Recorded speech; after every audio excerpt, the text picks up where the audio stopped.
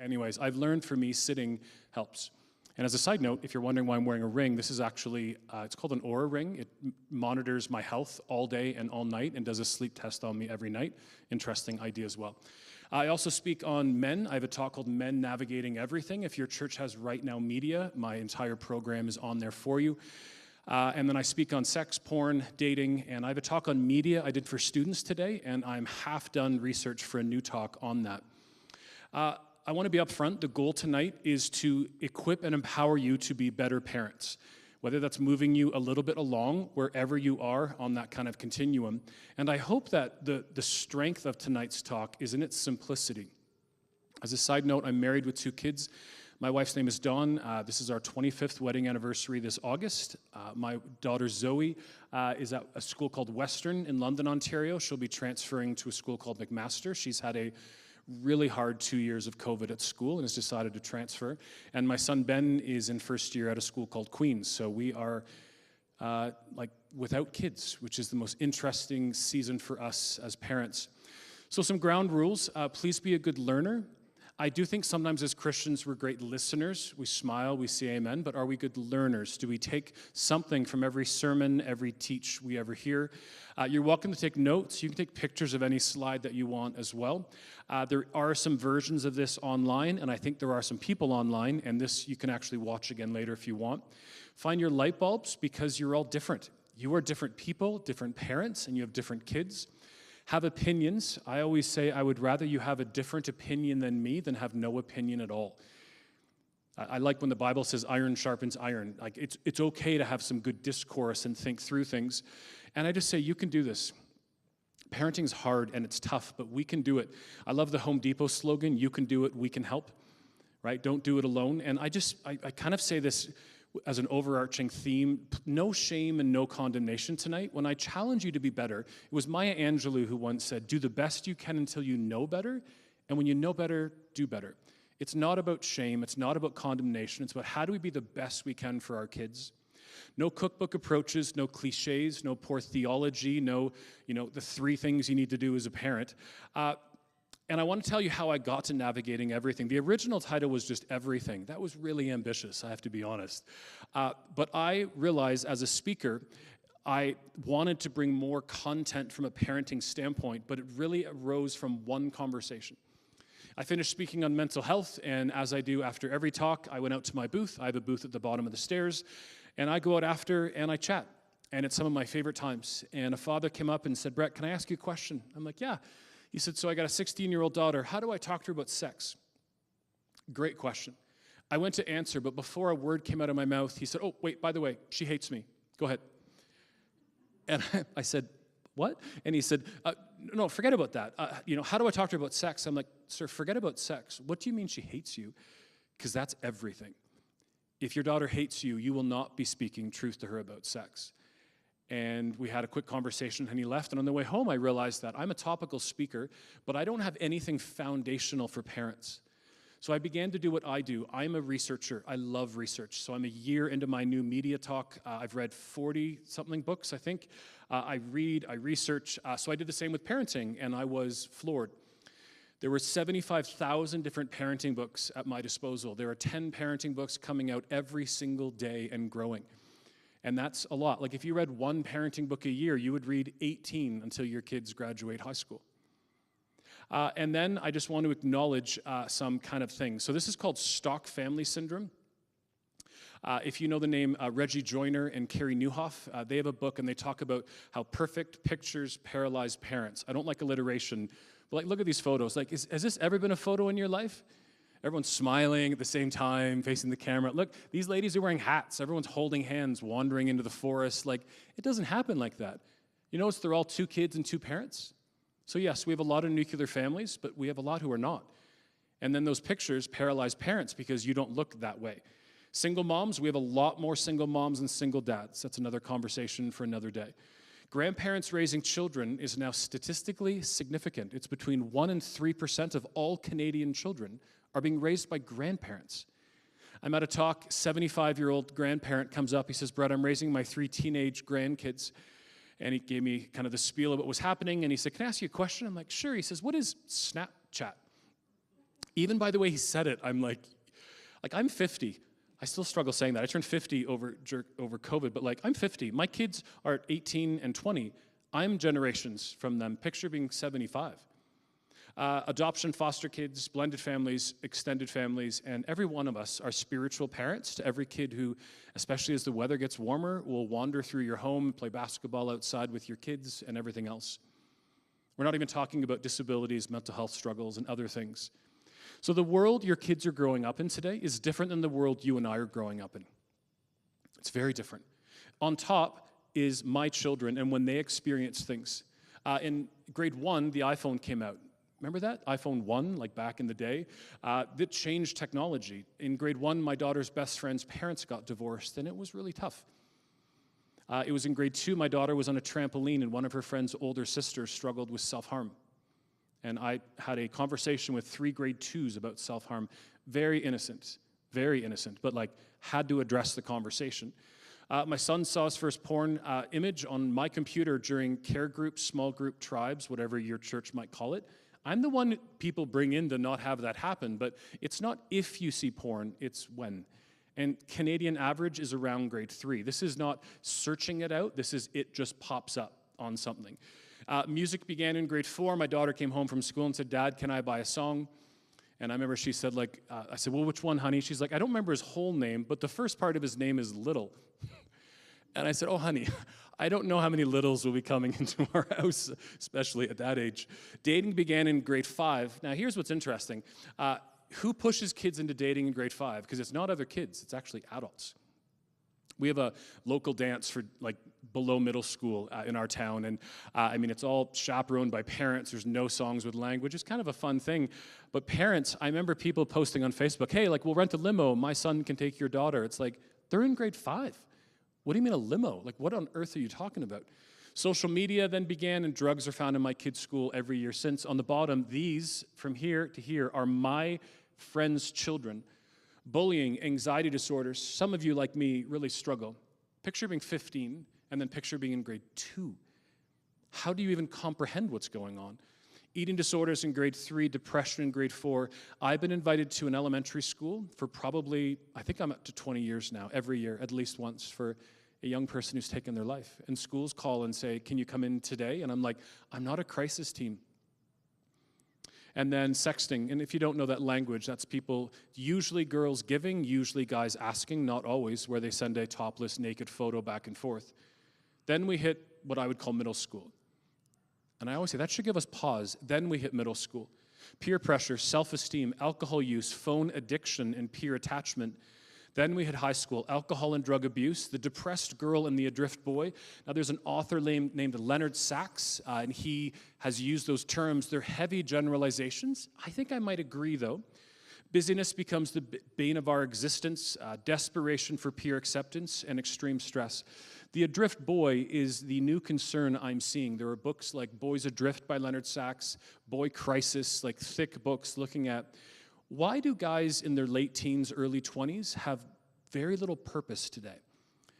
And it is a growing issue. I probably have one parent a night who says, my kid's 22, lives in our basement, works 5 hours a week at Wendy's. There's just an interesting conversation on that. So are you prepared? Are your kids prepared for the world they go into every day? And many of these are new changes to society, and things keep changing and shifting. So I acknowledge I'm still a topical speaker. I still speak on a lot of bigger issues, but tonight I really want to walk through, I'm going to call these the foundations of parenting. Now, these are not the only foundations of parenting. Just when I read all of these books, what I found these were things that we didn't often talk about. I kind of went through with my wife and I said, what are things that no one ever addressed to us that we think were really, really important? Number one is, what is parenting? Because if you don't know what it is, how on earth do you know how to do it? Time. What does spending time with our kids look like? One study says the average North American father spends 8 minutes from Monday through Friday with their children. 8 minutes. And this is a peer-reviewed study. This isn't just someone threw something together. It's pretty interesting. Communication, what does it look like? And then discipline. And as a bottom, this is like a foundation. I think true Christian faith should touch all aspects of our life. But I think we do need to be strategic and intentional in all aspects of our parenting. So let's get into it. What is parenting? It's an interesting question. And so I posted on my social media, like, hey, what's the goal of parenting? Within minutes, a person wrote me and said, the goal of Christian parenting is to raise godly children. Now, I wrote the person back, they never replied to me, because all I wanted to know was, what do you mean by that? There's a lot of Christianese in that. Like, is Christian parenting, other than wanting our kids to love Jesus, is Christian parenting different than regular parenting? If you have a 2-year-old who hasn't slept through the night, my daughter didn't, is swaddling a kid or letting them cry, is that a Christian thing or is it a parenting conversation? But they never wrote me back, so I don't know. Number 2, trophy child. Our job as parents is to raise children who love Jesus and leave home as responsible adults. Well, you could just do a full stop on that right there. We prepare them for a lifetime of following Christ, working hard, being married, and raising a family. Most people wrote me, and I'm talking hundreds, to raise happy kids. And I would say I disagree. What does happy mean? If you're not happy, like happy is an emotion. Happy shouldn't be a target of whether our kids are doing well or not. And then I read a book that actually rocked my world, because what Trophy Child said in another line was, they will not be with me forever, so I prepare them accordingly. In my life, I call these stop quotes. I stop reading because this is truth. Your kids will not be with you in the way you have them now forever. There's weight to that quote. It was just before COVID, I was out at the One conference up in Edmonton, and Neil and Cheryl from Family Life Canada had me in to speak, and there was a line they used that parents are to teach our children to live without us and with God. And I kind of like that. I'm still thinking through it. It's an interesting thought. So as a faith-based person, I first look at what does the Bible say, right? What do the scriptures say on parenting? And if you know who George Barna is, right, George Barna, they do research. They say, if you've sought spiritual guidance in parenting, you might have been surprised to discover how little instruction God gives us in this regard. Now, I've had many people write me, hate mail, and say to me, I can't believe you say the Bible doesn't talk about parenting. And I write back and say, you know, the Bible doesn't talk about parenting because parenting didn't exist back then in the verb use of it now. The word parenting is 100 years old, just like the word teenager was created in the 1950s as a marketing conversation. And then people don't really, like the Bible doesn't talk about Teslas either, right? It doesn't talk about the iPhone. Like we can figure out what to do. It mentions children, but the idea of parenting, don't forget, kids kind of went from being children and then married at, 12 and a half to 14. The adolescent stage didn't really exist, and today's kind of delayed adolescence into the 30s for sure didn't exist. Now the Bible talks about who we're to be as people. And if you become who the Bible calls you to be, I think you'll probably be a good parent. And I mean, of course, there's verses on children. I mean, Deuteronomy, teach them to your children. Now, the actual language is not the word teach. It's actually the word inscribe, which is like carve with a knife, a little more oomph to that. Proverbs 22:6. Now, almost every book from a faith perspective used this as its cornerstone, but most of them concerned me because they all use this verse as a promise. And Proverbs are not promises. Proverbs are wisdom. Proverbs are adages. It's not, oh, I've never had a clap to that. Thank you very much. But it's actually a really big deal, because here's the problem that we see. There are parents in the church who are great parents, who have kids who go off a bit. And then people say, well, they look at me and say, well, you didn't train up a child in the way you should go. Most parents, I think, who are good parents have good kids, but not all. There are some horrible parents who have wonderful kids. So I taught in a school where a lot of my kids' parents were gang members. And so one day, I'm sitting with one of my best students. She has a 99.9% average in grade 8. I said to her, can I ask you a question gracefully? She goes, yeah. And I knew her dad. Interesting having a leader of a gang come in. Side note, probably the best parent I've ever had come in, which is the weirdest thing in the world to say. I'm in my first interview with him. He sits down and he says, you know who I am? And he goes, oh, okay, that sounds like a threat. And he paused. He goes, do you know what I do? And I'm like, yeah. And he said, will you work with me so my daughter never walks down my path? And he said, anytime there's any issue, this is my phone. This is not a phone from work. This is my phone. You will get me. There will never be repercussions to you. If anything ever happens, if she fails, please work with me. Me and my wife do not want her to join the gang and walk. It was the best parent I've ever had, which is the weirdest thing in the world. Anyways, the daughter, I said, how do you have such an average? And she just said, I've just chosen not to walk down this path. Colossians and Exodus are very authoritarian. Do what parents tell you, honor your father and mother. And Proverbs 13, can we say put a pin in that? We'll address that in discipline in a few minutes.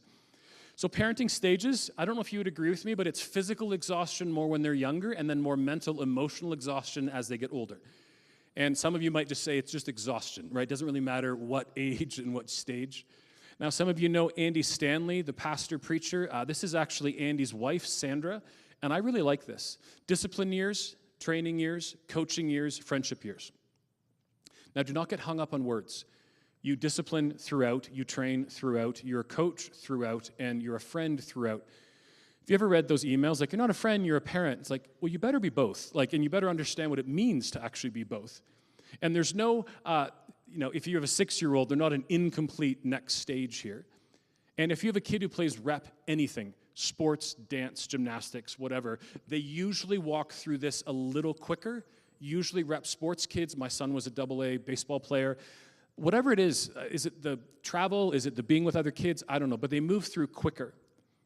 Now, if you spent time ever Googling parenting stages, you would soon be given, because of algorithms, parenting styles.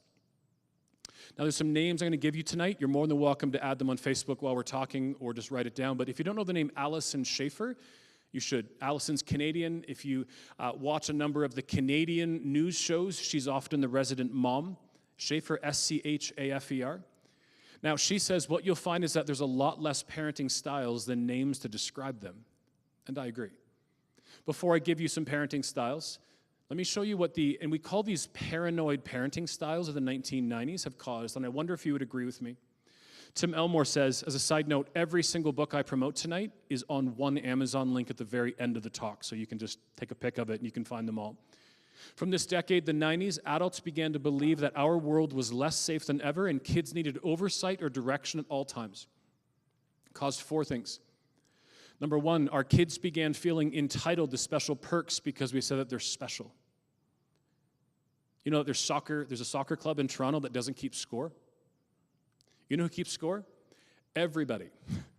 Every parent, every kid, and they all get the same ribbon, but they all know who wins and who loses.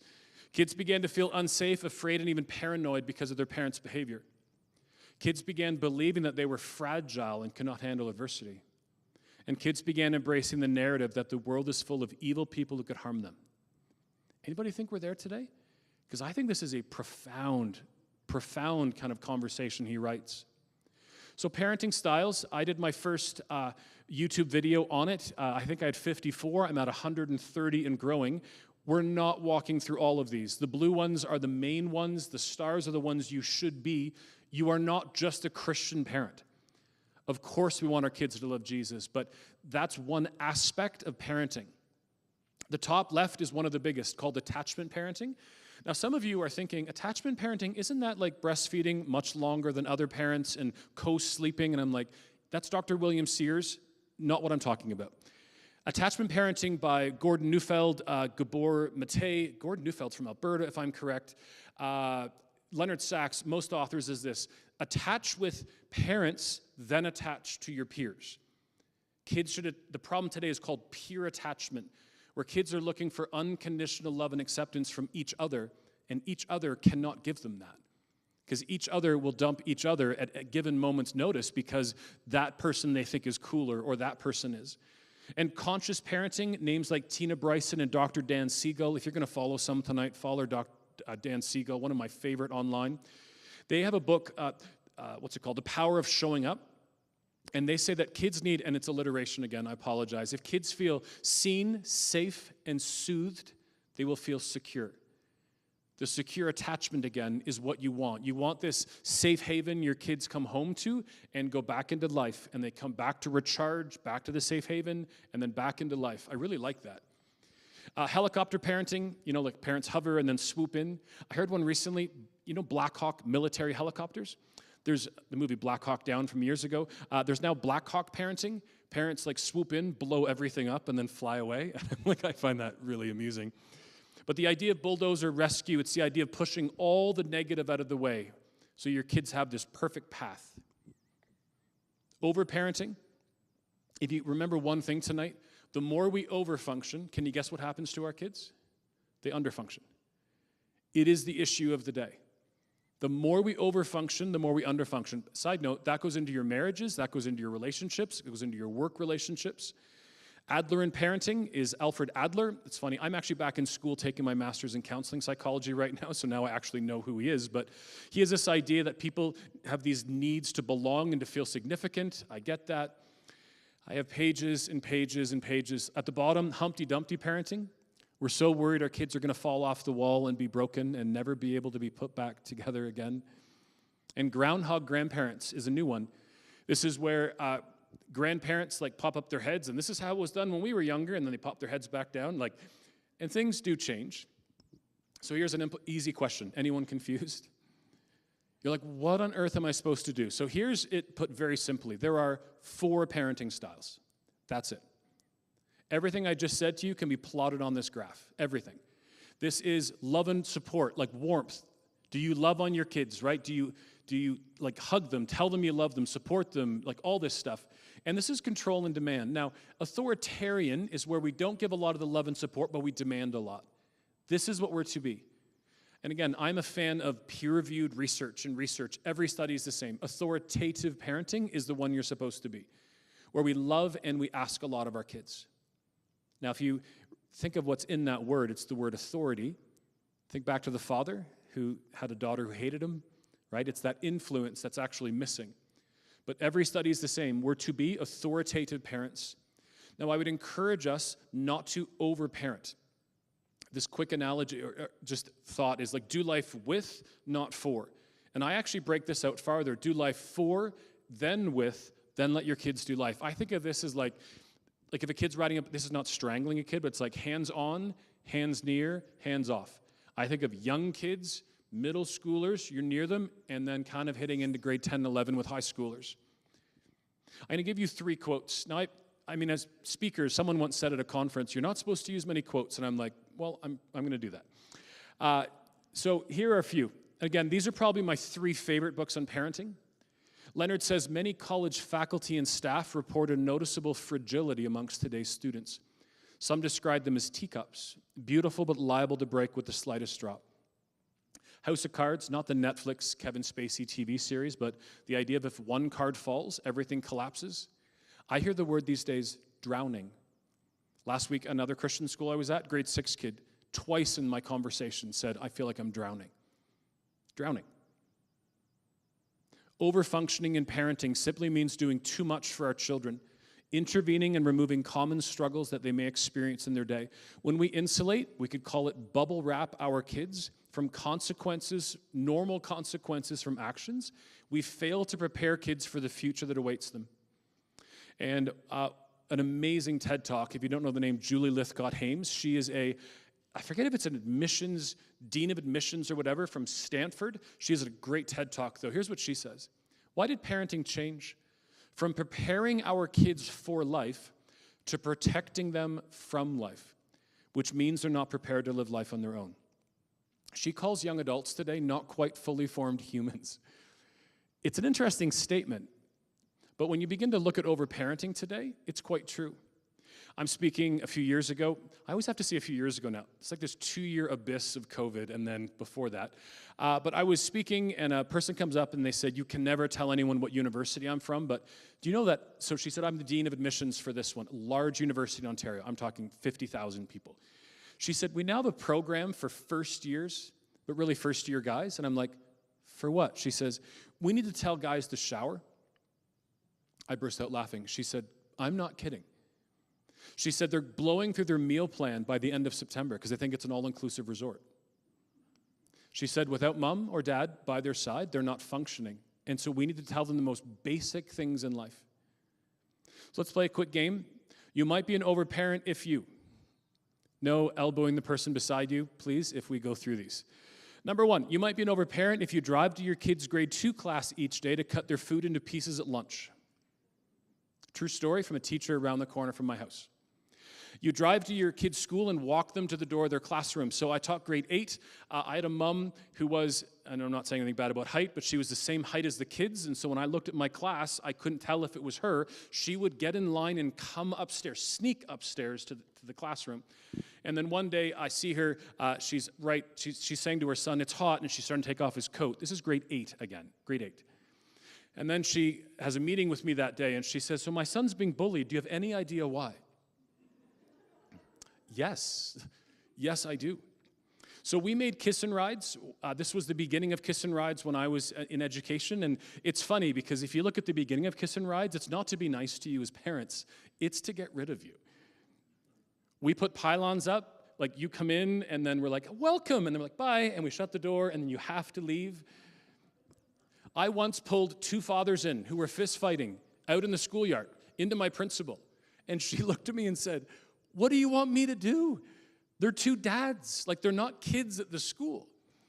And it was just easier to have them go away. You send your kids to camp, retreat with 2 phones. I'm a big fan of stay over camp. My kids both go to a camp called Minneoe. My wife worked at one called Muskoka Woods. There's a whole bunch of names. But this is now common. This is the phone for your lead youth pastor or whoever else, and then one that you can do proof of life every night before you go to bed. You go on a job interview with your child. 1 in 7 teenagers. A father in Chicago calls his daughter at UCLA, California, to wake her up and give her her agenda for the day. Does not quite fully formed humans start to make a little more sense? So the next one is the only one I get hate mail for. You always make your kids lunch. So when should a kid make their own lunch? As soon as humanly possible. There's only 8 things they can bring for lunch anyways. Put them all on the counter, have them pull it into their bag and zip it up and pat yourself on the back. They're more likely to eat it if they pull it into the bag themselves. There's actually studies on that. Can you imagine there's studies on that? But there is. Now, it doesn't mean that if your kid had a bad night, they're sick, they had a sport event, they're studying for an exam, you can't make their lunch, but it just means you're letting them learn certain things. You call your kids' teachers to argue marks as opposed to equipping them how to speak to adults. And what do you do when the first day of September, they're not in class with their best friend and you call the principal to, they have to be in that class? What are you telling your kid? You're saying you can't survive without your best friend? Sure they can. And you know when this is figured out? By day 2, when they realize it's recess or something else. As a side note, maybe when is a kid old enough to carry their own backpack? You know how many dads I see coming after the buses drop kids off with Dora the Explorer and Spider-Man backpacks? Overparenting is fear-based parenting. It's the question of what if. There is this interesting rhythm in homes today where we speed up kids' early development. Let's pause there for a sec. The music kids listen to today is atrocious, right? The news that we have on, please don't have news on with little kids, and maybe even don't watch the news every day as adults. It's not, and I like news, but it's not here's what's good today. It's here's everything bad in the world today. Movies. Anybody a Marvel movie fan? A number of years ago, I went to see Marvel Avengers Endgame, probably one of the best movies I've seen in a long time. I went with my 15-year-old son. You know what really concerned me? The theater was filled with 4, 5, and 6, not grade, year-old kids. This is not a normal movie. This is a movie with 3,500 deaths, said one person. And death's a big deal to little kids. One of my pastors was watching this with his teenage son. In front of him was a 4-year-old kid who turned to his dad and said, "Dad, I'm really scared." And the dad told the kid to shut up in the middle of the movie. Can you just see the influence just float away? It was in kindergarten. I took my 2 kids. We went to like a mall. Remember like mall food? And then we went to see a movie. And we went to see Up. Remember Up with the old guy and the balloons? Do you remember the opening credits? The mom dies. My daughter Zoe turns to me, tears pouring down her face, and says, "Did the mommy just die?" And I'm like, I thought it was a cartoon. Like it's one movie I didn't research, and the mom died. Death's a big deal. So be careful when they're younger, but then they get older, then we put the brakes on. My new phenomenon is young adults pastors who bring me in to talk about dating. And here's what they bring me out for dinner before, and they're like, "So just want to let you know, we have 50, 100, 200 young adults, no one's dating." 200 young adults was one pastor. No one's dating. Now, is that the pushback from purity culture? We know the difference between purity and purity culture, where we take it too far. One kid said to me, because I just said to them, "Why aren't you dating? There's 200 people in a room. Tell me why you're not dating." One person said, "My mom told me if I have coffee with someone, that will be probably someone I'll have to marry." Who says that to a child? The fear you put in their life of who they even have a coffee with, they're going to have to marry. How about licenses? In my day, Now, you're Alberta. You can get a license at 14 if I'm correct. Can you not? Is it anywhere or just on a farm? Anywhere? Wow, awesome. So it's 16 for me. And you know what here? So it was 90+% in my day. We're down to 60 to 80% of kids getting their licenses. And you know what I hear when I ask kids? They say, oh, we live in a big city. We drive a van. And I'm like, I can hear your mom or dad just saying that, because that's not what kids say. Our fear becomes our kids' fear. When my daughter was 14, we're driving past my church. She said, can I drive one day in the parking lot? I'm like, we'll do it right now. We went in. She didn't even hit the gas. 12 and a half kilometers. We went in a circle for 40 minutes. Every time we talked about driving, we talked about what a great privilege it is to drive. She said, but Dad, we drive a big Santa Fe. Big Santa Fe. You guys are in Alberta. You've seen the trucks. I have a 4Runner, which is the biggest thing I've ever driven in my life outside in the parking lot right now. And every time she said, it's big, I'm like, that's fine. We'll teach you. Day she turned 16, she got her license. And yeah, when she drives 2 hours to school once in a while, my heart's a little bit worried, and I pray for her, but it's good. But these are the things we then put the brakes on. This is interesting thoughts, all the ideas of parenting styles. So this is the biggest section by far, but just to summarize, authoritative parenting. Don't overparent, and I would suggest kids over grade 4, tell them, we don't want to overparent you. Can you tell me when you're overparenting me? Do life with, not for. And we didn't talk about this one, but coach. So I coached AA baseball, and so all winter I'd work with my 10 guys and my one girl from my last year. But on the first day, I don't go onto the field. They do. They go and play the game. And this is how you need to view kids. Your kids, what day of the week is today? Tuesday? Tuesday. Okay, so tomorrow your kids go back to school. Some of them will get in a bus, and some of them will be driven, and then they have school all day. And then if you have kids who are a bit older, they may go get a part-time job. They might be working at McDonald's or Starbucks or something. Can they deal with people and adults and all of these things? This is the idea of coaching your kids so that they can deal with these things when they're there. And book suggestions, again, these are all listed for you later. We've talked about Trophy and how to raise an adult. Hold on to your kids is phenomenal. Karen's a Christian, mainstream book though. Dr. Karen's Guide to the Teen Years. I read this when my kids were 9 and 8. Older book, unbelievable book. And if you can't read this, it says free-range kids, kind of like free-range chickens. There was a mom in Winnipeg a few years ago who called Child Protective Services because a grade 6 kid rode his bike home from school alone. And they actually filled a report. I rode my bike to school every day in grade 2. 2.5 kilometers. Hands on, hands near, hands off. My parents went with me for the first few weeks.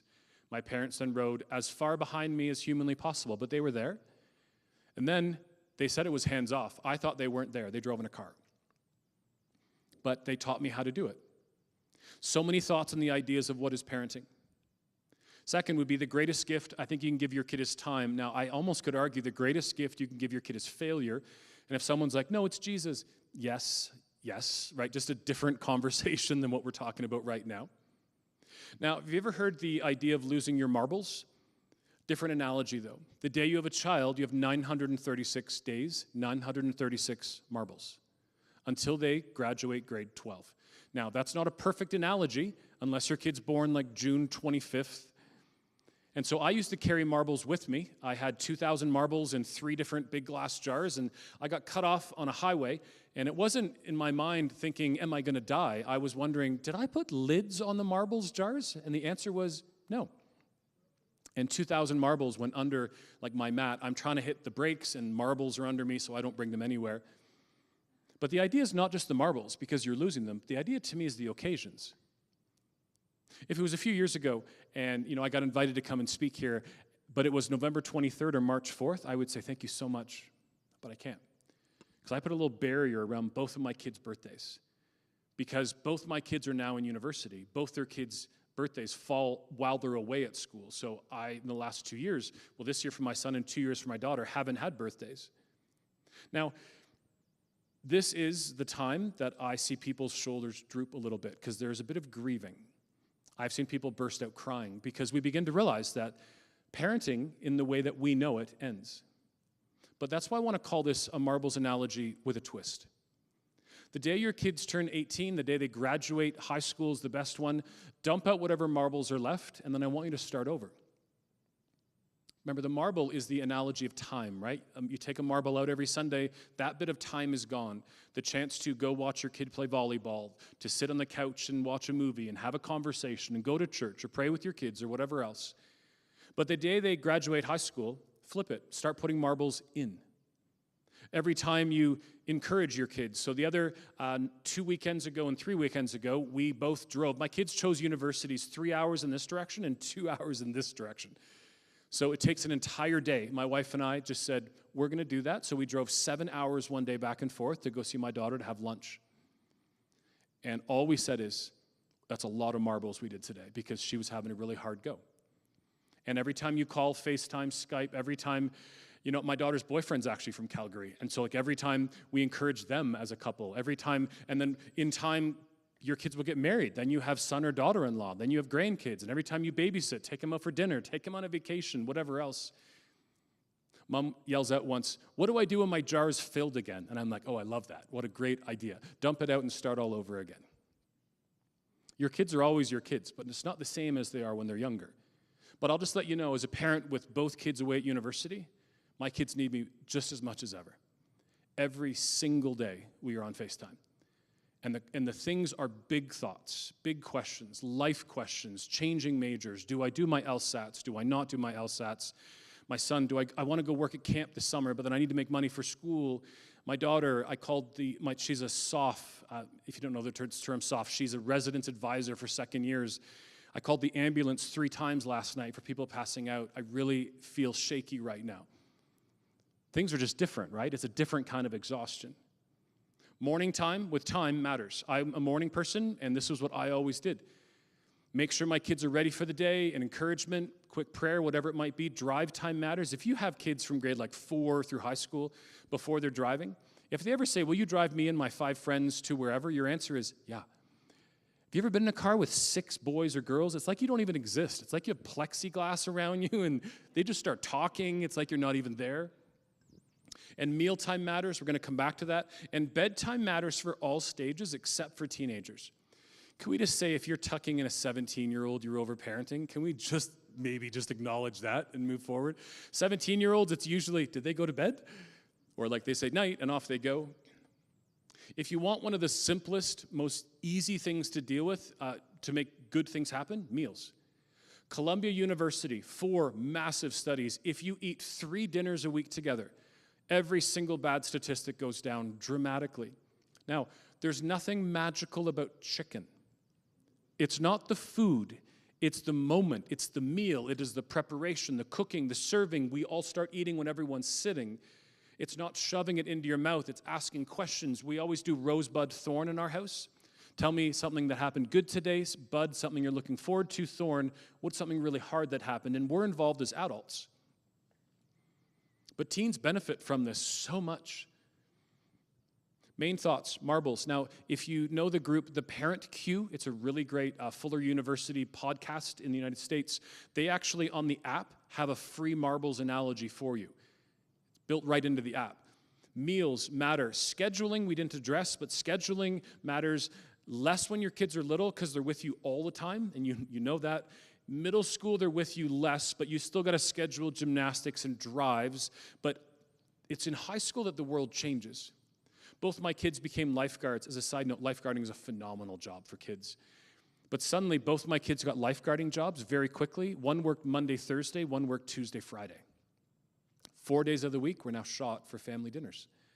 And so now it became every Sunday night, my iPhone would ding, and it would say, when is your family night? And we would sit down with the kids. Now, I travel for a living. My wife's a nurse who sometimes has a bit later shifts. Are my kids going out? But we would just say, what night of the week are we playing Settlers of Catan, going for ribs, watching a movie, whatever? And then the rocks analogy. Leave this. I'm going to talk about this at the very end. Book suggestions. My favorite name of a book tonight, The Grown-Up's Guide to Teenage Humans. Great book by Josh Shipp. The Power of Moments by Dan and Chip Heath. This is the idea of celebrate moments. I don't know why we started it. I think because there was an ice cream truck outside our school on the last day of school, but we began to go for ice cream the last day of every school year. But it's not just celebrating grade 8, graduations. We at home do something called the Family Gold Plate. We actually, to celebrate, have a big, it's a cheap gold plate, but Whether you're having your eggs or your spaghetti or whatever else for dinner on it, we're celebrating you. We all go around the table and talk about what we love about you. And fair play might be a weird one here, but you'll understand it when I finish. So fair play is talking about the emotional labor of women. And if you don't understand this conversation, just realize that the emotional labor of women during COVID has skyrocketed. Now, most men, when we talk about this, begin a conversation of, well, I do certain things. I do the snow, I fix things, and I'm like, emotional labor is different. But it's important to acknowledge. So let me give you an example of my brilliant knowledge of this in my own home. Said really sarcastically. My wife, as I come down the stairs one day, says, on the kitchen table is your father's birthday card. Sign it, the gift's beside it. We're going to see your dad and your mom today for lunch. It's my dad's birthday. I have no idea. I didn't remember and go buy a card. I did not remember and go buy a gift. I did not call and say, can we come over for lunch today? My wife did. That's emotional labor. It takes space in the brain, and there's a million of those things. Those are the kinds of things. So there's actually, if you read this book, you can actually get a deck of cards off Amazon, and there's hundreds of these things. And my wife and I divided a whole bunch up. Because in my mind, it was like, I love the snowblower, I will do that. I do the outside yard work, I'll fix everything that's broken, but there's a lot more than that. But why do we do this? It's so we teach our kids how to do their things. So in our house, we have a second bathroom upstairs, and so we said to the kids, here is your card. And we actually taught them properly how to clean a bathroom. And we actually began with teenagers, hands on, hands near, hands off, but it's actually theirs. Time matters. Spending time matters. And can I encourage you, and I said this during the media talk for kids today, full attention when your kids come and talk to you. Too often today, we as adults, I polled hundreds of kids recently. You know what they said? I want to see my parents not with the blue dim of the, like they all use different language, but with the phone in their face. If you're on your phone and your kid comes in, my new rule is phone goes down. I turn to you. I'm not like on my laptop, but looking at you, like full attention. Again, you only have so much time for that when your kids are younger, but full attention matters. Communication. So now we're spending time with our kids. Now the question is, how do we communicate with them? And what do we communicate? Do our kids know we love them forever and always? And yes, that's a Robert Munch book and quote, but do they know we love them no matter what happens? Do they only think we love them when they follow rules or they get good grades in school? So Gary Chapman talks about three things if your relationship's broken. Number one, saying, I'm sorry. It's a big deal for us as adults to say I'm sorry. And I struggle, my biggest thing is sleep. I haven't slept through the night now in 10 years, and so I wake up exhausted. And so there are some days I don't sleep well, and I come down, and I'm maybe abrasive just by my words, or I'm a bit angry. And I got to say go up to my kids' rooms and say, Zoe or Ben, I'm really sorry. I'm having a bad morning. I took it out on you. I'm really sorry. My kids will always say, it's okay, Dad. It's not okay. It might be okay now. We might have a good enough relationship that that's enough, but it's not okay that I take it out on you guys. Maybe then you have to go and spend more time or better communication. We do not have the same relationship with all of our kids. My son and I love sports. We talk about, even when I'm traveling, like last week I'm away and he's talking about every shot Tiger Woods does at the Masters. Like, we love sports. I've coached every team he's ever been on. We've had more wings and been out playing together. My daughter is a gymnast and a dancer. I always threaten to coach her dancing, which is a joke you can say like once.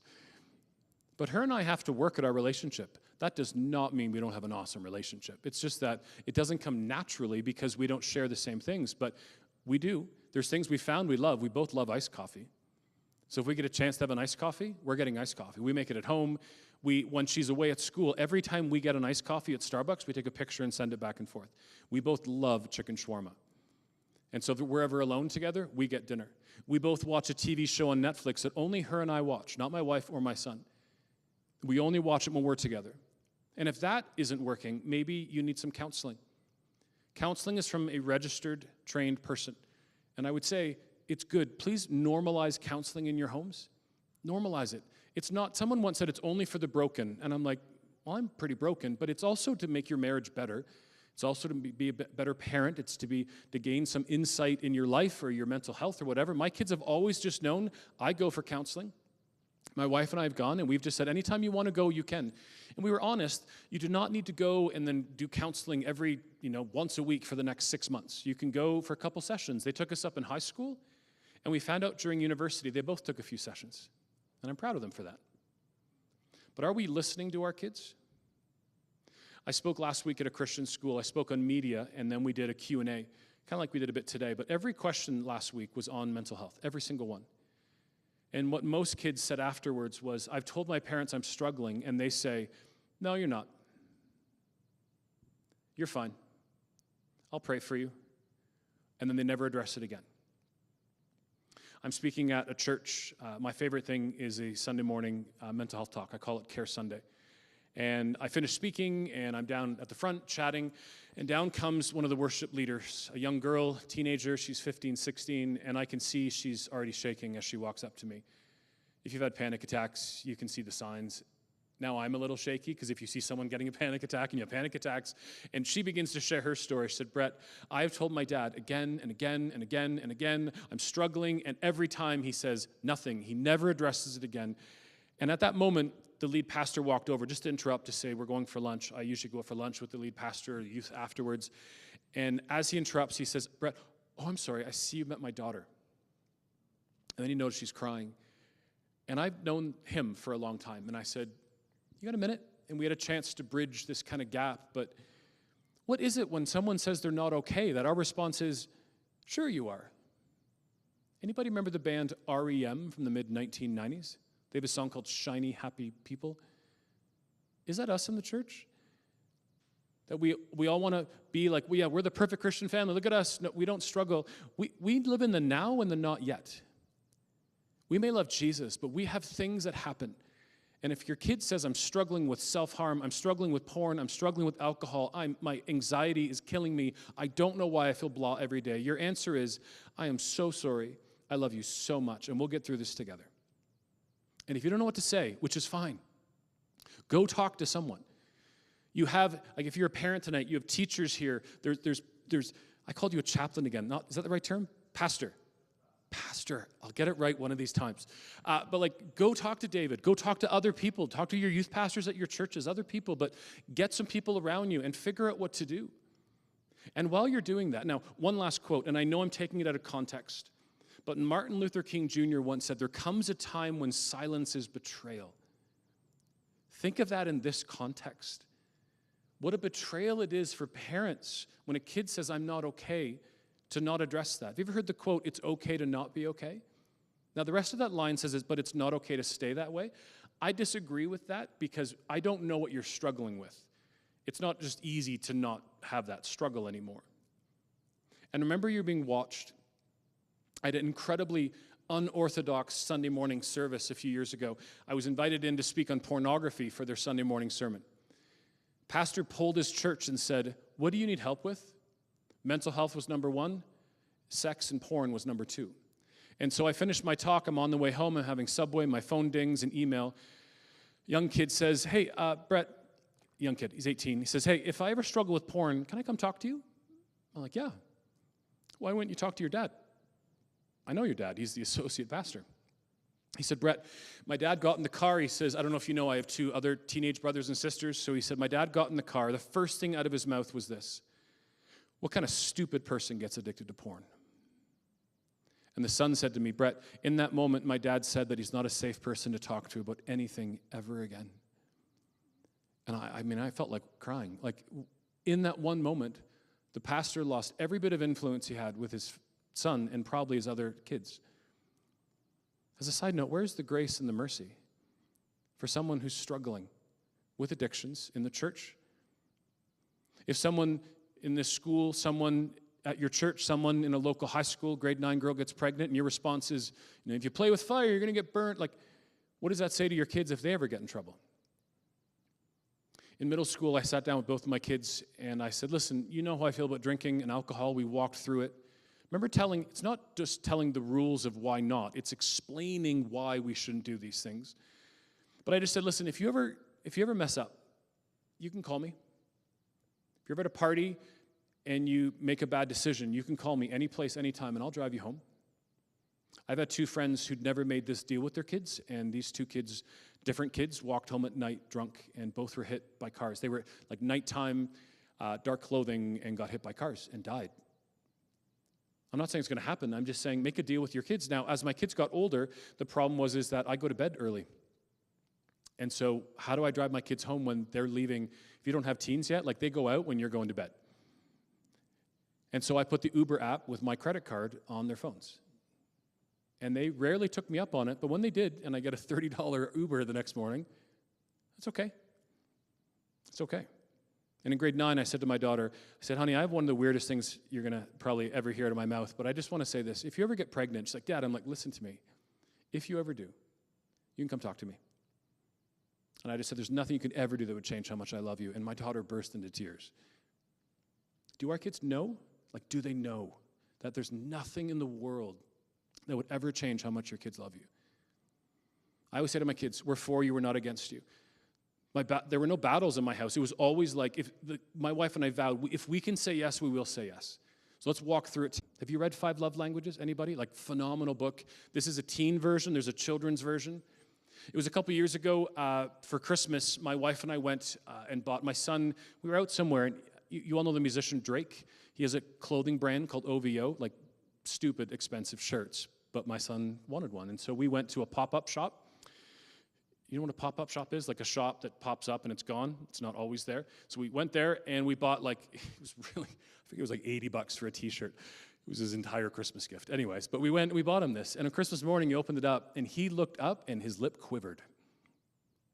And he said, it wasn't about the shirt. He said, you remembered? It's like, yeah.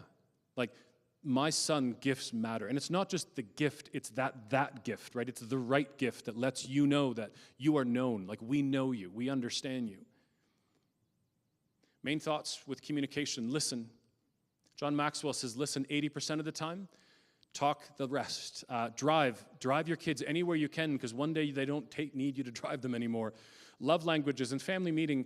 When I did the Arrow Leadership Program, it was a number of years ago, and the guy who was running it was Carson Pugh at the time, and he challenged us to have annual general family meetings.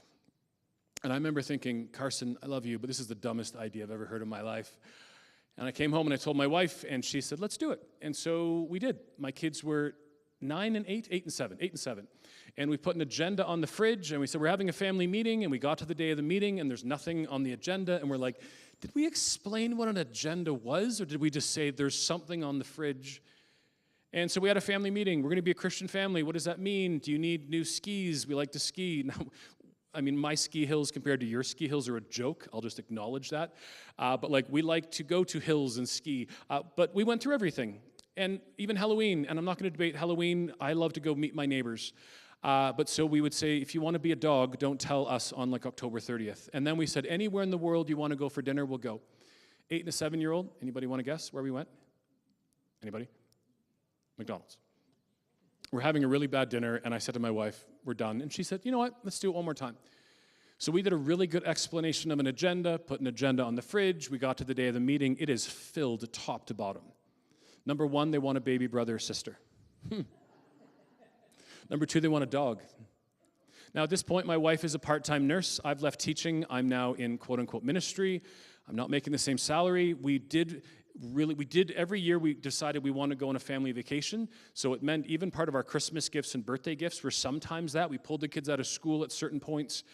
But we vowed that. But we said, listen, a dog costs a lot of money. And my son said, I'll give up the vacation for a dog. I really want a dog. He's 8. These were big conversations. A few years later, we have an English bulldog named Bailey, best part of our life right now.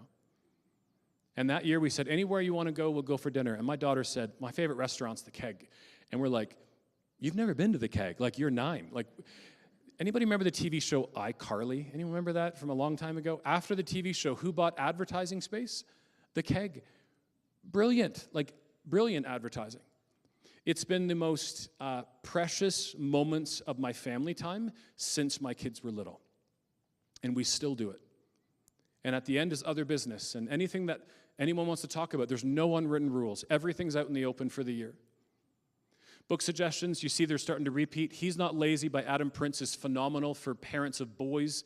If you want ones for girls, I'll give you two, and these are on my list online, but Queen Bees and Wannabes is an older book by Rosalind Wiseman, and a newer one is called Untamed.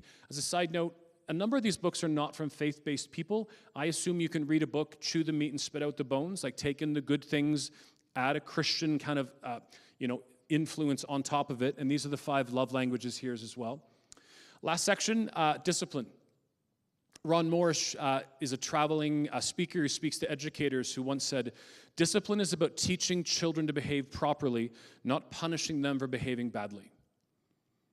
I remember reading that, like, that's all of it put into one line.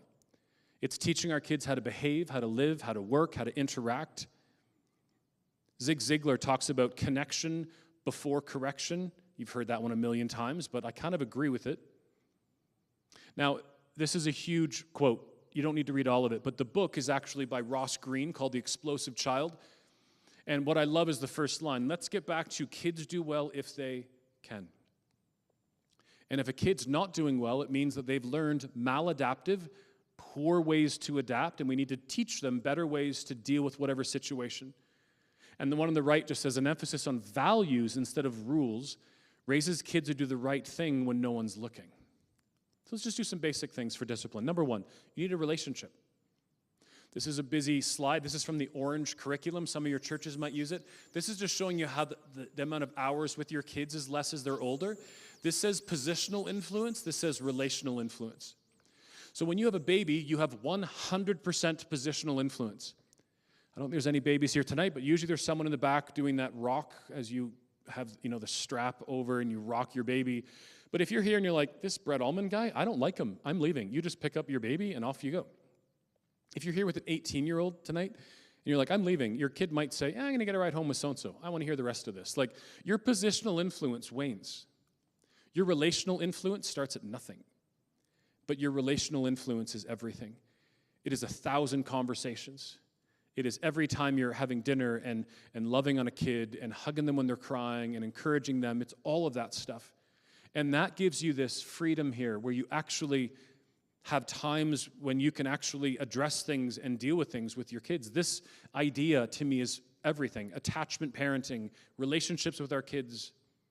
Number 2, clear, agreed on expectations and consequences.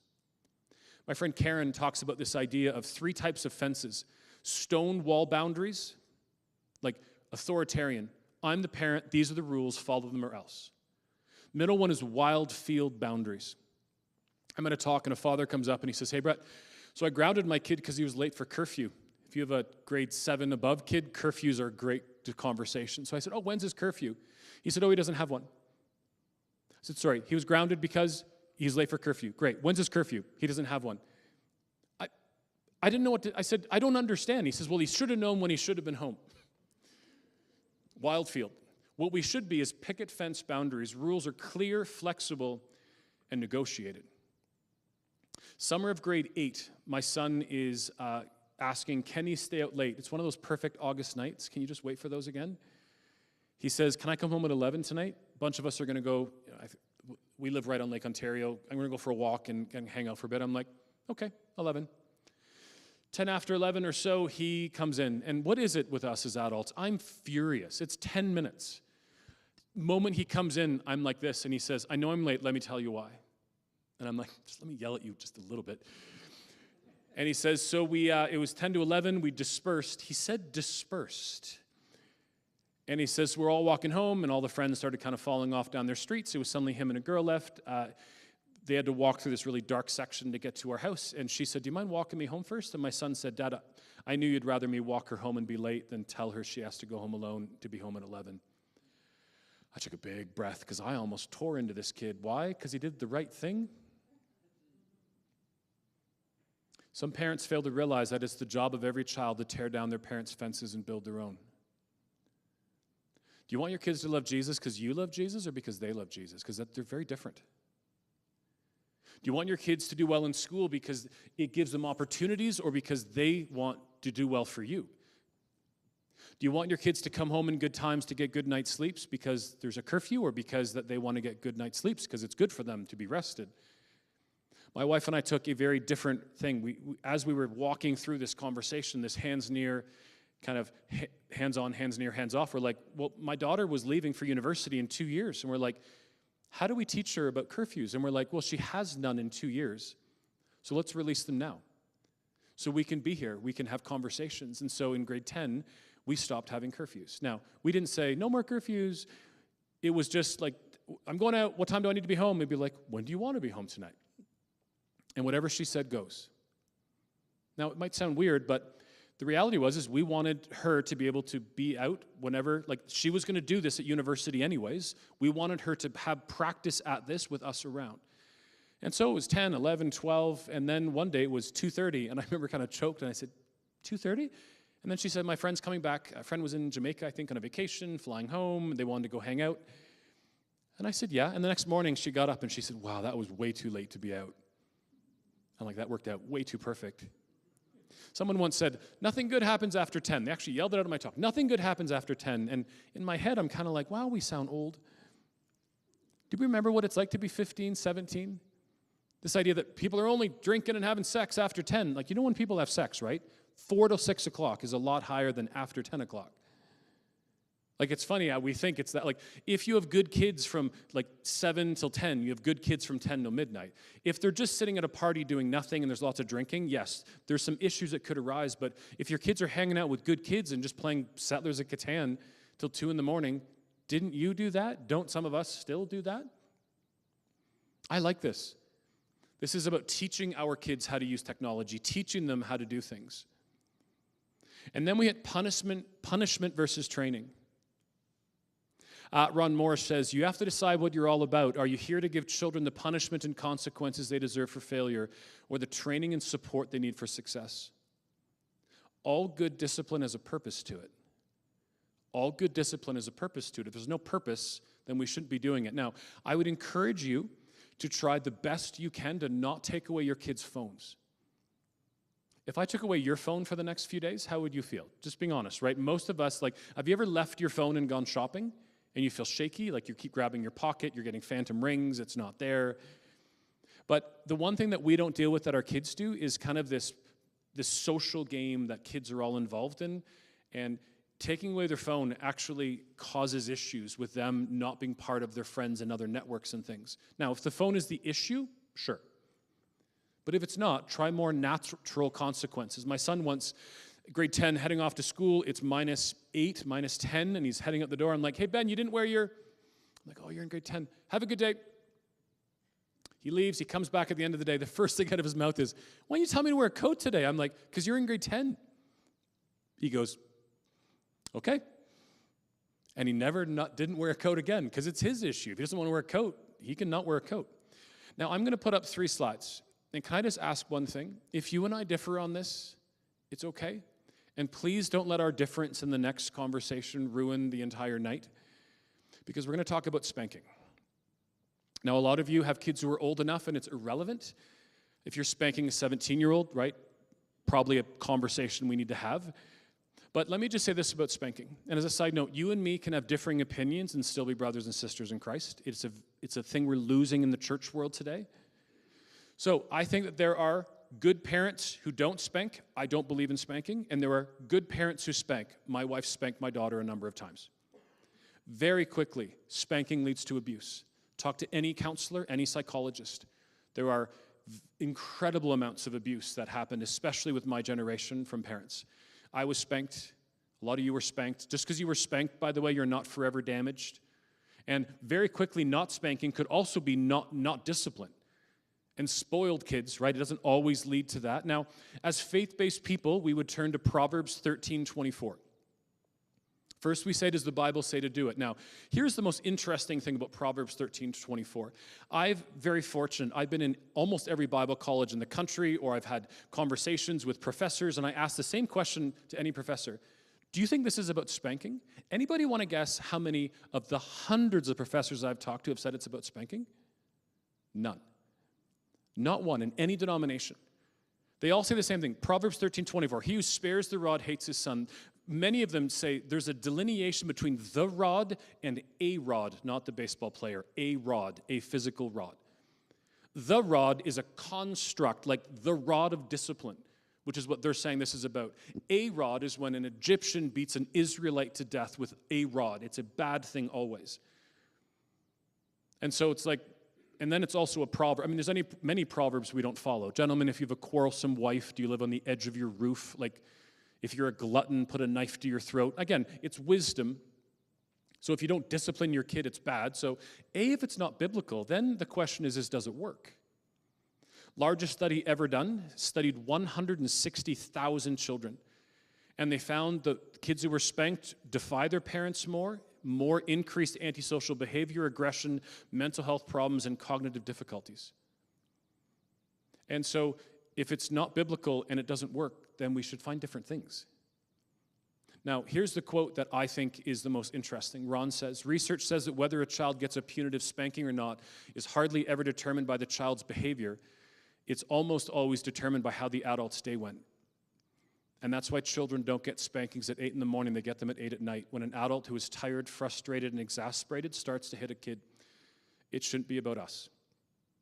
So for 3 slides, I just leave this with you. I have a 25-minute video on this on YouTube. And again, we might have differing opinions, and if you spank and I don't, it's okay. I just want you to think about spanking and question why we do it and when we do it. But discipline's an important conversation. It should be about teaching, though. If you are going to spank, if you are frustrated with the kid, if they are getting a timeout or grounded, why? What is it that happened? How could you teach them to not have that happen again? Influence. Work as hard as you can. The more your attachment with your kid, the less discipline you will have. Every study is the same with that. Isn't that interesting? The better the relationship, the less discipline. Picket fence boundaries. Rules are clear, flexible, and negotiated, and choose teaching versus punishment. Now, tons of books. This one doesn't look good. It's fantastic. Explosive Child is probably one of the best books I've read on parenting. This is Allison Schaefer, Parent on Purpose, Grace-Based Discipline, and this is so small. This is Dr. John Townsend and Henry Cloud. If you know those authors, some of my favorite authors who write in Christianity. So we looked at parenting, communication, time, and discipline. This is just some of those things I think we add together with everything else we've learned that gives us a foundation. And then we need to address everything. Mental health, sexuality, pornography, dating, media, drugs, alcohol, and the list goes on. So I want to give you 2 on-ramps tonight, media and mental health. Media, first, don't expect your kids to do anything that you're not doing. Father says to me a summer ago, during COVID, just before COVID, says to me, hey, so I grounded my kid because he played 4 hours of Fortnite last night. Again, grounding, discipline question, interesting, because he played 4 hours of Fortnite. Is that a groundable offense? And so I just said to him, hey, what did you do last night? And he said, I watched the Toronto Blue Jays game. And I'm like, the Toronto Yankees game yesterday? He goes, yeah. And I said, the one that went to 17 innings? And at that moment, he knew he was done. It was a 4.5-hour game. Or long, I think it might have been 5 hours. And so son spent 4 hours, even with a headset, with hand-eye coordination, doing something. The father spent the entire day watching a single Jays game. But the son got grounded. The father didn't get grounded. If you come home from work and crash on the couch and watch 4 hours of TV every day, how do you expect your kids to do anything different? If you're on your phone every waking moment of every day, how do you expect your kids to do different? And please don't buy into the fear stuff that's in our Christian culture. We get a lot of these, like, 5 apps you got to delete right away. It's not about the app. I always found the most interesting conversation was a woman who said, she said, Brett, I guess your kids don't have Snapchat. What do you mean my kids? Do you think I'm so enlightened as a speaker that I suddenly wouldn't give my kids Snapchat? I'm like, both my kids have Snapchat. It's the #1 app in the world for kids to have, like, my kids have, like, their camp friends, their church friends, their school friends, like their little chat groups. And she said, but can't you send naked photos on that? And I said, I can send you naked photos with email and the Photos app. And she said, why are you sending me naked photos? And I'm like, you're missing what I'm not sending you naked photos. But it's not about the app. It's about teaching our kids digital citizenship. What we do online, like how we act offline and how we act online. Like, what do we do? How do we take our faith into that environment? I put this up for the kids today. This is just what I'm calling my brain dump for my new talk. This is what we're seeing roughly with kids today. This is grade 12. 50% of grade 12 say they're addicted to tech. By their own admission, them. Addiction to alcohol and drugs is skyrocketing.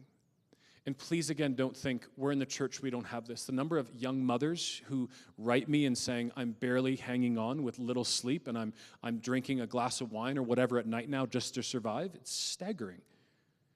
Bullying is growing by leaps and bounds. The lack of social skills. Our young boys today, I told this story to the kids, suddenly every guy in the room's quiet. The average college-age guy today cannot look a girl in the eye and have a conversation. Multiple studies are saying this. The reason is guys play video games until the last moment humanly possible. Women play video games, but finish and have face-to-face contact, go for coffees, face-to-face stuff. Guys are missing out on learning those cues of how conversation goes. Sexting, 70% of high school students have admitted this. And the 2 studies I read say there's no difference between Christian kids and non-Christian kids. Are we teaching our kids a biblical worldview of healthy sexuality? I call it a Christian sexual ethic. If you're a philosophy major, you will argue that. Anyone else won't, because there's something about ethics or changing. I don't understand. I'm not a philosophy major. But do we teach our kids how to deal with sex and dating and pornography? I have videos, by the way, on YouTube, professionally designed, on sex, on dating, and on pornography. We have unhealthy lifestyles and loneliness. 47% of middle schoolers now say they're lonely after COVID. And adults, loneliness has been my biggest journey for the last 25 years of my life. Most of my friends now are in high-level leadership. They're lead pastors all around the world. They lead United Nations food distribution in Malawi. Yeah, we don't hang out much with him and I. And then we're parents, and then we don't have a lot of time. COVID was a perfect example of how men and women do things differently. My wife had walks and every few times a week there'd be 15 women on a screen having conversation, and I just did what most guys did. We just hunkered down alone. The goal should be this, and this is the difference with this talk. It's not telling our kids, don't play video games. It's saying to our kids, do you want to be this when you graduate grade 12? And working with them to not have that happen. It's not saying, get off Snapchat. It's walking with them or TikTok, trying to explain and understand what long-term social media use might do, especially to our young girls. Our kids are losing purpose. This is especially for young men.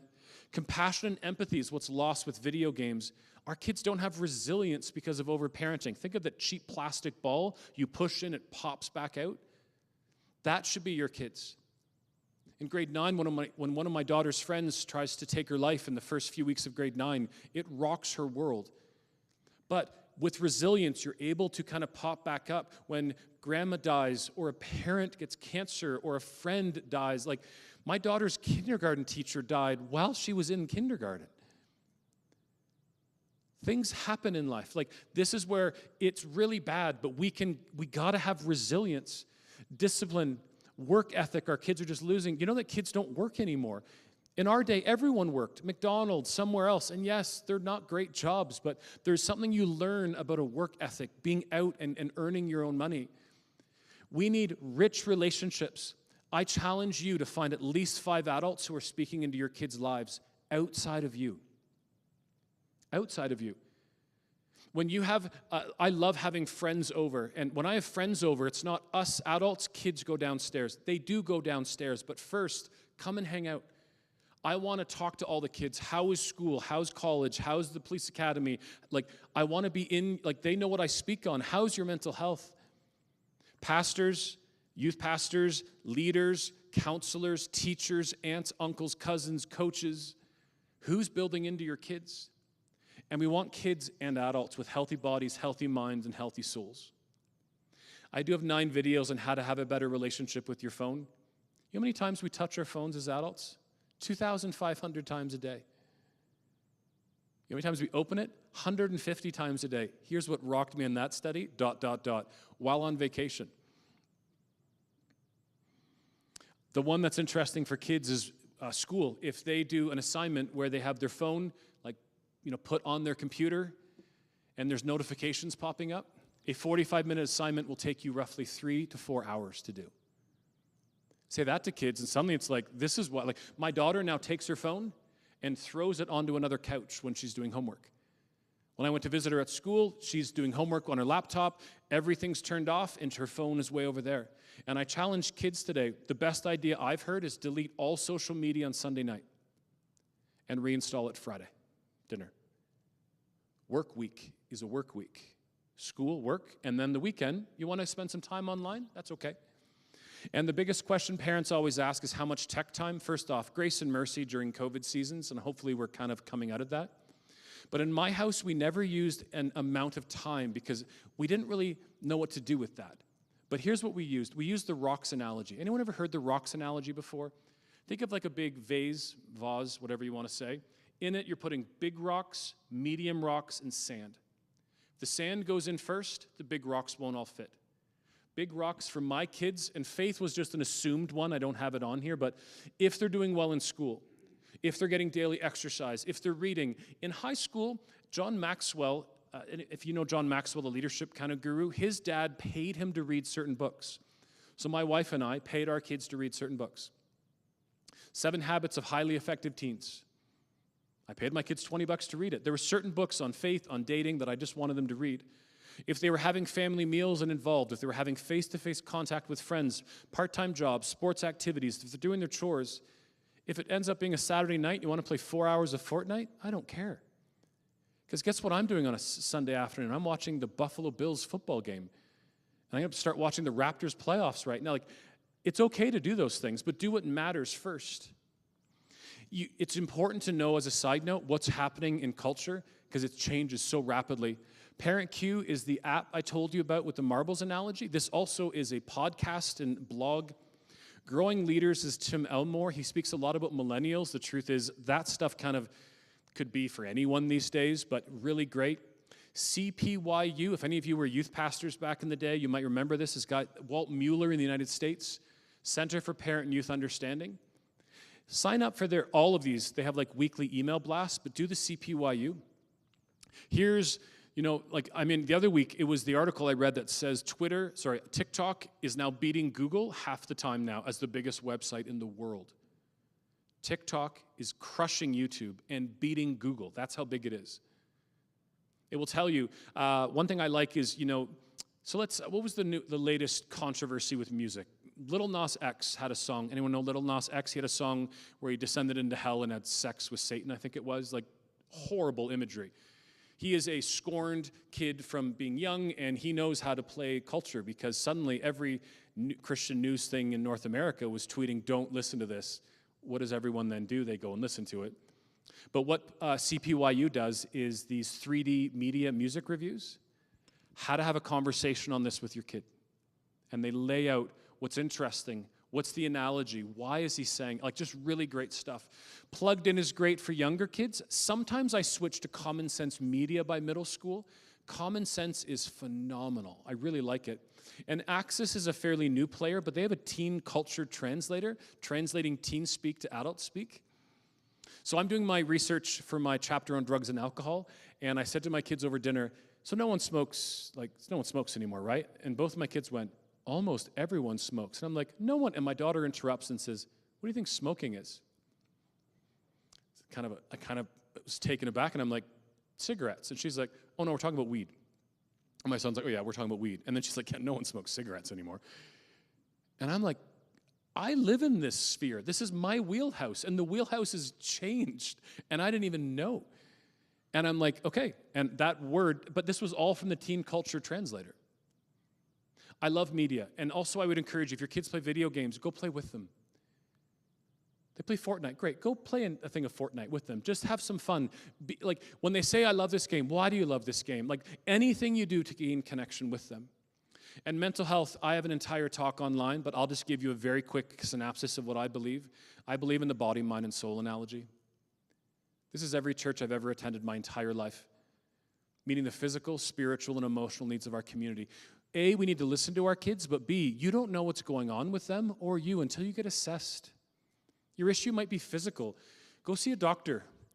Go eat better. Nutrition is medicine. Exercise is medicine. Sleep is medicine. And yes, medicine is also medicine. And if your kids or you need to be on medicine, go to inagene.com. You can actually buy a package where they'll do a DNA test on you or your kids and tell you what medicines you should or shouldn't take. This is science, which is really great. Sleep clinics if you need it. When I say and or, what I mean, like some churches are or. One youth pastor, friend of mine in Alberta, I'm not going to say name or denomination, had a breakdown near mine. He's been home for 5 months. His church said, your issue is spiritual. You will not go to a doctor. You will not go to a sleep clinic. This is lead pastor to his youth pastor. I call that religious abuse. I'll just say that outright. He calls me 5 months in and he says, I'm now suicidal and I don't know what to do. And I said, why won't you go to a sleep clinic? Like it's your number one issue. And he's like, I don't know. So I'm like, go to a sleep clinic. So we booked one. And I told him, go to the doctor in the morning and say, can you fix me? My doctor said, no. He said, you have fragmented sleep. There's nothing I can do. There's an issue. We don't know what it is. He went to his doctor, said, can you fix me? The doctor said, yeah. He said, you have the worst sleep apnea I've ever seen in my whole career. He put him on I call them a Darth Vader machine, BiPAP, CPAP machine. He's better in 1 day. He walked into church the next day. Have you ever not slept and slept? I'm glad the lead pastor kicked him out and sent him home for a bit longer, but if you don't know what's wrong, how do you assess? That church said he's a spiritual battle, but he needed a sleep apnea machine. Go see a therapist. Go learn. It was Pope Francis who once said, recovery is making a life despite limitations. If I had to stand tonight, I couldn't do it, but I can sit. Is my body anxious? Yeah, but I can sit. I'm learning how to deal with things. So it might be physical, it might be emotional. Nuance also matters. I don't say it might be spiritual because it's unbelievably uncommon that the answer to our mental illness is our faith, but it's the bedrock, it's the foundation which we journey. God says you'll have trouble. He says, I'll be with you in the trouble. But this is the foundation from which we journey all of this stuff. And there's lots of ways we come into struggles, and I would say there's practical answers to some of these things, all of it coming under and through a biblical worldview. But if the issue is overparenting, maybe we should do proper equipping of life. If the issue is a traumatic event, maybe find a counselor who specializes in trauma counseling. Now, this is really easy to say. Each of these things are big. They're big things to deal with. Poor diet, lack of sleep, like all of these things are big. And so for mental health, I do have an entire talk you can find, and I do have, actually have a few of my Your Story books. I wrote this with a friend of mine who's a psychologist and a pastor. This was before my breakdown, so it's good information, eating disorders, self-harm, depression, but it's not the body, mind, and soul. And I have a free book if you sign up for my newsletter on my website. I don't care if you sign up, get the free ebook, and then get rid of it, that's fine. But I wrote my breakdown in book form. And you might say, why? Because someone asked me to. They said, I've never heard a Christian's perspective on a breakdown before. And other than a pastor named Wayne Cordero, who wrote a book called Leading on Empty, I'd never heard one either. And so I wrote my journey, and then some of my friends and family, some of you might know the name Kerry Newhoff. He wrote his burnout breakdown story, and then my friends and family wrote theirs. My website, I have some cards on my table. They just look like this. I'm a curator. I'm not a blogger, so most of this isn't mine, but I collect the best stuff anywhere I can find. So it's all categorized. If you click blog, mental health, parenting, media, it's all there. And across the top is my social media. I said this, excuse me, I said to kids today, we need to fill our social media feeds with good stuff. Follow authors, follow pastors, follow organizations. So when you get home tonight and you're just going to spend a few minutes on something, fill it with good stuff. And I am doing parenting videos. I only have 6 on TikTok. I'm not dancing. It is just parenting, quick clips and snippets for it. But just realize if you're on TikTok, how many of you are on TikTok, by the way, as parents? Wow, very few. It's a really interesting place to be. But I would just say that TikTok has the most interesting algorithm because what you see on TikTok is who you are. Because it literally funnels you in. So what my most interesting story was a father who came up to me after. He said, Brad, I've been on TikTok for months, and all it shows me is half-naked women. Really? Because that's what you're watching. If you don't watch that, it will not give you more of that. I have all these talks online. Sex Talk is really made for you as a parent. This is not LGBTQ plus conversation gender. It is just, we need to talk to our kids about sex, like the most basic things. And the Sex Talk is a play on words. There's no such thing. It's it just begins when they're young and it never ends. My porn project, again, nothing graphic. Dating for Life is a talk. This is one called The Questions. You could actually show this to your kids. And I have 3 online courses. If your church has Right Now Media, these are all online. And my YouTube channel has 130 or 40 videos, and there's all kinds. This is the spanking one. You can find many others online. A couple things left. If you're a reader, this is every book I suggest in every category. I got accepted. I don't like this. It's called the Amazon Influencer Program. I'm like, I am not an influencer. But I think for whatever reason, I got accepted, and I love it because I can find the best books and just put them in and just leave them. Now, I've asked a lot of parents over the last few years with this talk, how do you feel now? And there's one word which is very consistent: unbelievably overwhelmed. Now, first off, parenting is overwhelming. But I think I've just put it all together in a package tonight where it's all just right in our face. So there's 3 ways I want to decrease that. One is my YouTube channel. Watch a video. Maya Angelou, do the best you can until you know better. When you know better, do better. Watch a video. Think of some way we can be better. My blog, go find some great YouTube, TED Talks, books, whatever else. And during COVID, I released a 3-year project. I think I'm just getting older, but I wanted to release one resource. So I had to fight with my board and other people, but I released a book which is 6 times bigger than anything I've ever released. It's 226,000 words. The goal was, though, a choose-your-own-adventure book for parents. The first 7 chapters are most of what we talked about tonight. There's a bit of family discipleship as well, but from mental health onward, everything, there's less parenting and more everyone. So I know many high school kids who now read that, 20-somethings who read it and can actually walk along with you. But it's everything from the foundations: mental health, engaging the culture, media, sex, porn, dating, finances, education, substance abuse. And I finished off with loneliness. And I have a bunch downstairs.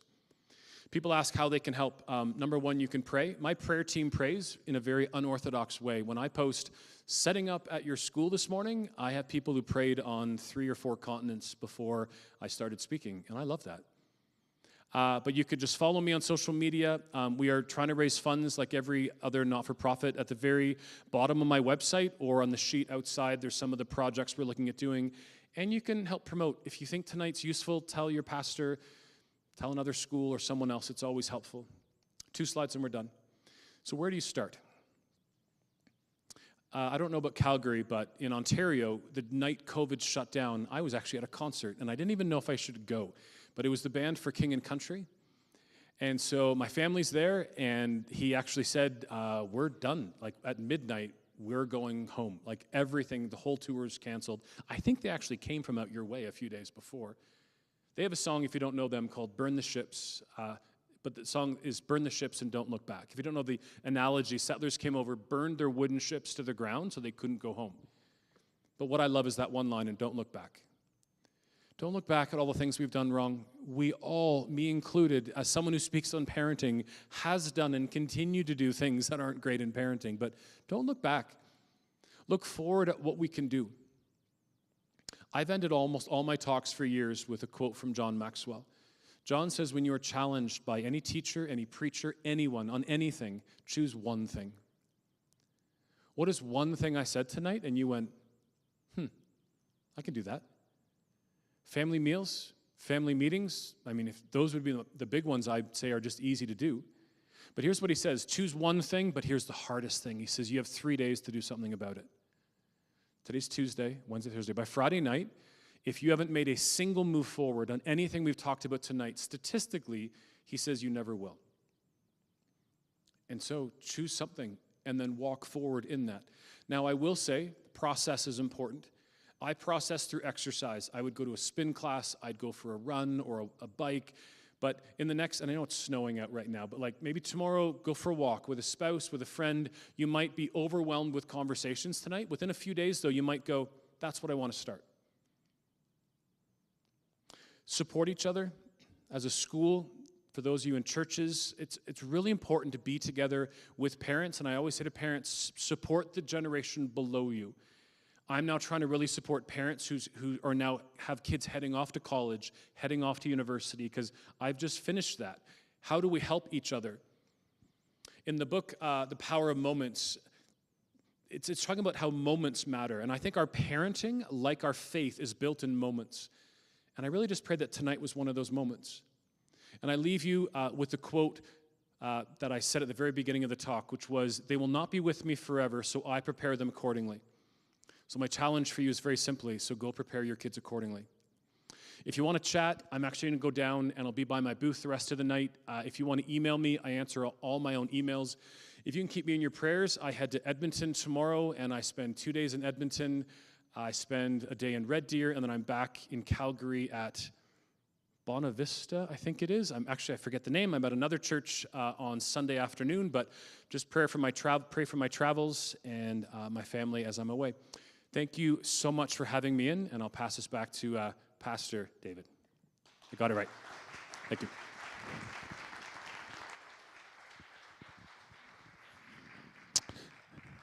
Yeah, not much else to say. This whole talk actually will be up on the GCA YouTube channel. So if you're processing stuff and you're like, oh, I really wish I would have seen that, I think I got most of your slides onto the video, onto the live stream. But again, feel free to talk to Brett. He'll be outside. His book is there. You can pay. He has tap. You can take credit card, e-transfer, all that kind of stuff out there. And please pass this along. Like I know for me, as I'm sitting here, I'm like, wow, there's so much to take in. But pass this along to those that weren't here. We had about 40-ish that were on the live stream. But pass this along to your peers, to your network, and get them to check out his website, because this is hugely valuable stuff. I know for me, a guy that is with students constantly, I coach at Ambrose University. I help with the men's basketball team there. I'm still trying to keep up, and I'm around university students and junior high students, elementary students, all day, every day. And I'm still fighting to try to keep up with trends and culture, and we got to do this together. So please pass us on, network, and continue this conversation. Thanks a lot, Brett. Just give Brett another hand. That was awesome. Yeah, and feel free to head out there, meet him out there, and please grab one of his books. I think it's worthwhile investment. Thanks for coming out.